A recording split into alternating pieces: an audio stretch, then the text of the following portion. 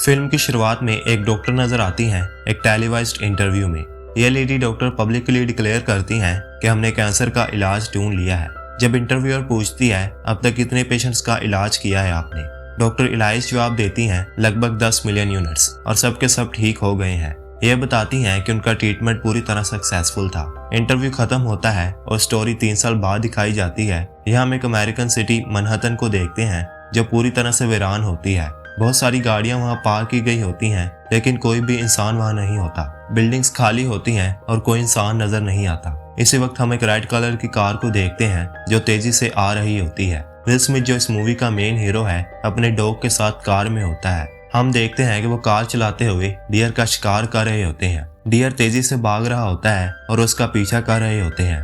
बहुत कोशिश के बाद जब वो डियर का शिकार करने ही वाले होते हैं तो एक लाइन नजर आती है और वो डियर को पकड़ लेती है और शिकार कर लेती है। अगर विल स्मिथ चाहता तो लायंस को मार सकता था और डियर का शिकार कर सकता था, लेकिन वो इग्नोर करता है क्योंकि शाम होती है और उसकी घड़ी का अलार्म बजने लगता है। अलार्म का मकसद था कि उसे घर पहुंचना था और सब कुछ इग्नोर करना था। विल स्मिथ को घर इसलिए पहुंचना था क्योंकि जैसे कि कोई इंसान उस सिटी में नहीं था, लेकिन बहुत से म्यूटेंट्स उस सिटी में मौजूद थे। इस मूवी में म्यूटेंट्स को डार्क सीकर्स कहा गया है। ये डार्क सीकर सिर्फ रात को नजर आते हैं क्योंकि ये दिन की रोशनी बर्दाश्त नहीं कर सकते। इसलिए विल स्मिथ का अलार्म बजता है और वो वापस अपने घर जाता है।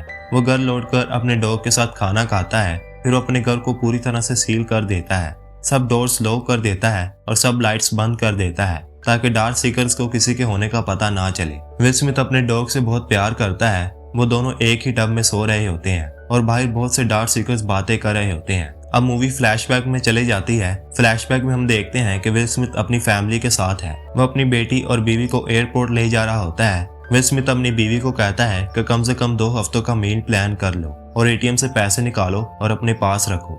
वो अपनी बीवी को यह भी बताता है कि आर्मी इस एरिया को 1 घंटे में सील कर देगी। उसकी बीवी बहुत परेशान हो जाती है और पूछती है कि यह वायरस हवा के जरिए फैल रहा है।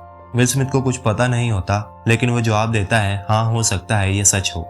जब वो एयरपोर्ट पहुंचते हैं तो देखते हैं कि बहुत सारे लोग वहां मौजूद हैं क्योंकि सबको अपनी जान बचानी थी और शहर से बाहर एक महफूज जगह पर जाना था। लेकिन एयरपोर्ट सिक्योरिटी सिर्फ उन लोगों को जाने दे रही थी जो इन्फेक्टेड नहीं थे, ताकि ये डिसीज दूसरे शहर में ना फैल सके। यह हम देखते हैं कि सिक्योरिटी लोग एक यूनिक तरह की मशीनरी यूज कर रहे हैं जो ये डिटरमाइन कर सकती है कि कोई शख्स इन्फेक्टेड है या नहीं। विल स्मिथ की बेटी मशीन से क्लियर हो जाती है, लेकिन उसकी बीवी बहुत बुरी तरह से इन्फेक्टेड होती है। इसलिए सिक्योरिटी विल स्मिथ की बीवी को वहां जाने से रोक देती है। अब क्योंकि विल स्मिथ एक सीनियर ऑफिसर था, वो कहता है कि मेरी बीवी को जाने दो और ऑर्डर करता है कि उसकी बीवी को फिर से चेक करो।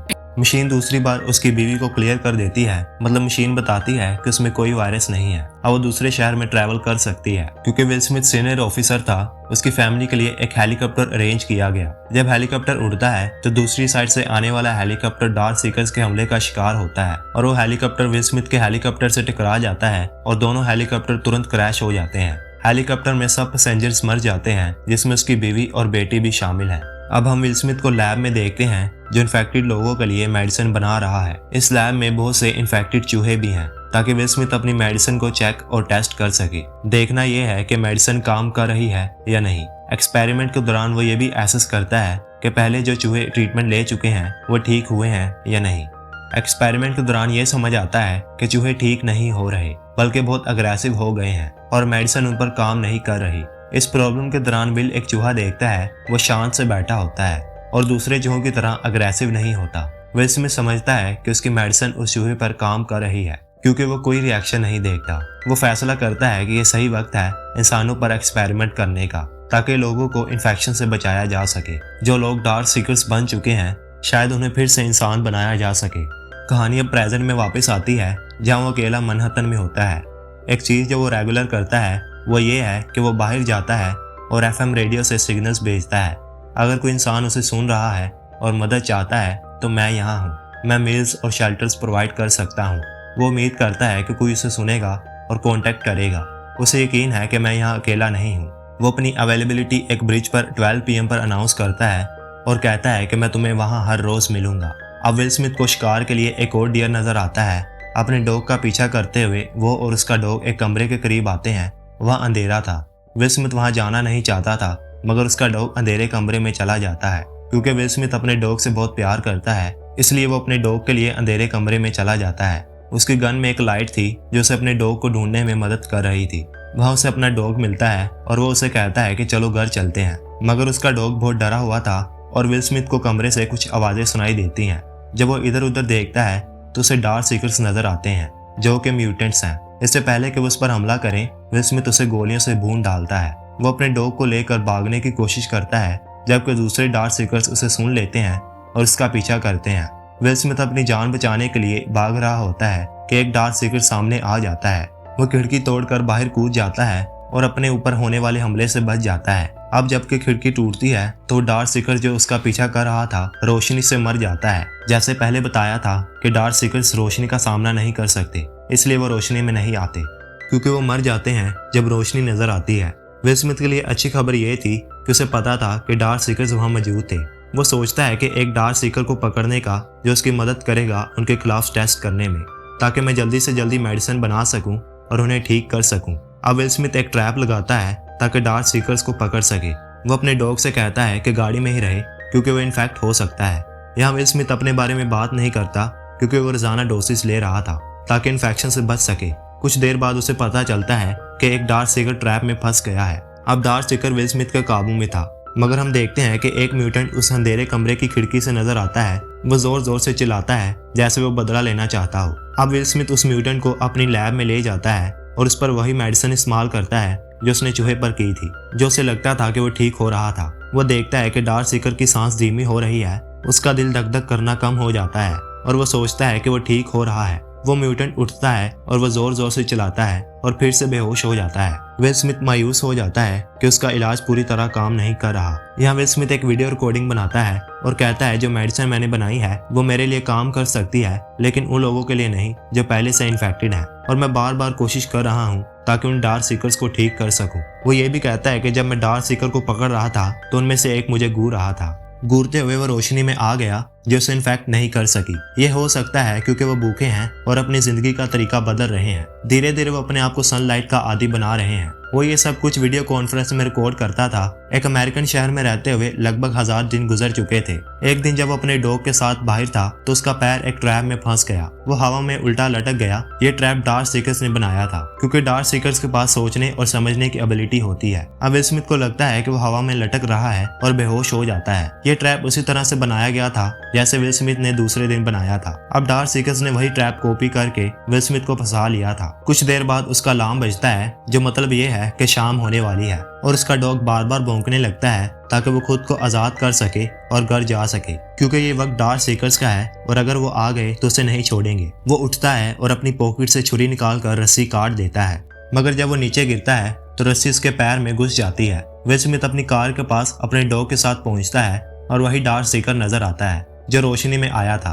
उस डार्क सीकर के साथ 2 इन्फेक्टेड डॉग भी थे। वो अपने डॉग्स को हमला करने का हुक्म देता है। हालांकि विल स्मिथ दोनों डॉग्स को मार देता है, लेकिन एक डॉग उसके अपने डॉग को काट लेता है। वो अपने डॉग को लेकर वापस घर आता है और कई एक्सपेरिमेंट्स करता है जो उस पर काम नहीं करते। वो बहुत रोता है और अपने डॉग की गर्दन तोड़कर उसे मार देता है, क्योंकि अब उसका डॉग मर चुका था और वो अकेला था, क्योंकि शहर में कोई और नहीं था। ये कहानी का सबसे उदास हिस्सा था। अब विल स्मिथ उदास है, इसलिए वो दिन के वक्त बाहर नहीं आता, बल्कि रात के वक्त बाहर जाता है ताकि वो सब डार्क सीकर्स को मार सके और उन्हें कुचल सके। वो अपनी कार तेजी से चलाते हुए जाता है और सब डार्क सीकर्स को कुचल देता है और आगे बढ़ता है, लेकिन वो एक जगह आकर फंस जाता है और उसकी कार रुक जाती है और उसका एक्सीडेंट हो जाता है। अब विल स्मिथ जख्मी है और वही डार्क सीकर जो रोशनी में आया था वापस आता है ताकि उसे मार सके। बेसिकली ये डार्क सीकर सब डार्क सीकर्स का बॉस है। जैसे ही वो उसे नुकसान पहुंचाने वाला होता है, एक इंटेंस रोशनी आती है और सब डार्क सीकर्स भाग जाते हैं और अंधेरे में छुप जाते हैं। क्योंकि उसका एक्सीडेंट हुआ था इसलिए वो बेहोश होता है। वो एक आवाज सुनता है कि तुम कहाँ रहते हो। वो बेहोशी में अपना एड्रेस बताता है और जब वो होश में आता है तो देखता है कि उसका टीवी ऑन है और एक औरत और उसके साथ उसका बेटा भी है। पहले वो हैरान होता है, फिर वो खुश हो जाता है। वो औरत बताती है, हमने तुम्हारा मैसेज FM पर सुना, हम यहाँ तुम्हारी लोकेशन जानने के बाद आए हैं। हम उस ब्रिज पर इंतजार करते रहे जो तुमने बताया था, मगर तुम आज नहीं आए और हमने देखा कि तुम म्यूटेंट्स के बीच फंस गए थे, इसलिए हम तुम्हें बचाने आए। वो औरत विल स्मिथ को बताती है कि हमारे सब साथी डार्क सीकर्स के हाथों मारे गए हैं और अब हम दोनों उस जगह जाना चाहते हैं जहाँ ज्यादा इंसान है। वो एक सेफ लोकेशन होगी और सिक्योरिटी अच्छी होगी। विल स्मिथ कहता है कि तुम गलत फहमी में हो, ऐसी कोई जगह नहीं है। वो औरत कहती है ऐसी जगह एग्जिस्टेंस रखती है। अब विल स्मिथ घर को लॉक कर रहा होता है जैसे वो हमेशा करता है। वो औरत और उसका बेटा भी वहाँ मौजूद होते हैं। जब वो घर को लॉक कर रहा होता है तो वो डार्क सीकर्स की आवाज सुनता है। वो उसके घर के करीब होते हैं। विल स्मिथ को शक होता है और उस औरत से पूछता है कि तुम मुझे रात को किस टाइम लेकर आई थी घर। वो उसे बताती है कि बस सुबह होने ही वाली थी जब मैं तुम्हें घर लाई। विल स्मिथ कहता है कि जब तुम मुझे ला रही थी तो यकीनन उन्होंने मुझे देख लिया होगा और अब वो हमें मार डालेंगे। उन्होंने हमें ढूंढ लिया है। विल स्मिथ इसके लिए तैयार था। उसने अपने घर के बाहर मुख्तलिफ माइंस लगा रखी थी ताकि किसी के अंदर आने पर धमाका हो और कोई घर में ना आ सके। जैसे ही वो कदम रखते हैं बहुत सारे डार्क सीकर्स मरने लगते हैं, मगर उनकी तादाद बहुत ज्यादा थी और वो जल्दी से उसके घर में घुस जाते हैं। विल स्मिथ उन्हें अपनी गन से गोली मारकर खत्म करता है। वो समझते हैं कि उन्होंने सब म्यूटेंट्स का सफाया कर दिया है और कोई बाकी नहीं है। वो उसी डार्क सीकर के पास आते हैं जो लैब में मौजूद था और काफी हद तक वो ठीक हो चुका था और सारी इन्फेक्शन खत्म हो गई थी। उन्होंने सोचा कि उनका इलाज काम कर रहा है। फिर बहुत से डार्क सीकर्स उसकी लैब में दाखिल होते हैं। उसकी लैब बहुत बड़ी थी और वहाँ एक बुलेट प्रूफ मिरर मौजूद था। विल स्मिथ उस खिड़की को बंद कर देता है जो काफी मजबूत थी और किसी भी किस्म की गोली रोक सकती थी। मतलब डार्क सीकर्स उस जगह नहीं घुस सकते थे जहाँ विल स्मिथ था। सब डार्क सीकर्स उस खिड़की को तोड़ने की कोशिश करते हैं मगर वो नाकाम रहते हैं। वो उन्हें बताता है कि अपने साथी को देखो जो ठीक हो रहा है, मैं तुम्हारा भी इलाज कर सकता हूँ। डार्क सीकर्स का बॉस जो बहुत गुस्से में था अपना सिर खिड़की से जोर से मारता है और खिड़की धीरे धीरे टूटने लगती है। इससे पहले कि खिड़की पूरी तरह से टूट जाती, विल स्मिथ उस डिवाइस से खून का सैंपल कलेक्ट करता है जिस पर वो काम कर रहा था। वो खून का सैंपल लेता है क्योंकि उसे यकीन था कि उसने इलाज ढूंढ लिया है। वो उसे सैंपल देता है और औरत से कहता है कि एक सेफ चैम्बर में बैठ जाओ और कहता है कि जब तुम वहां पहुंचो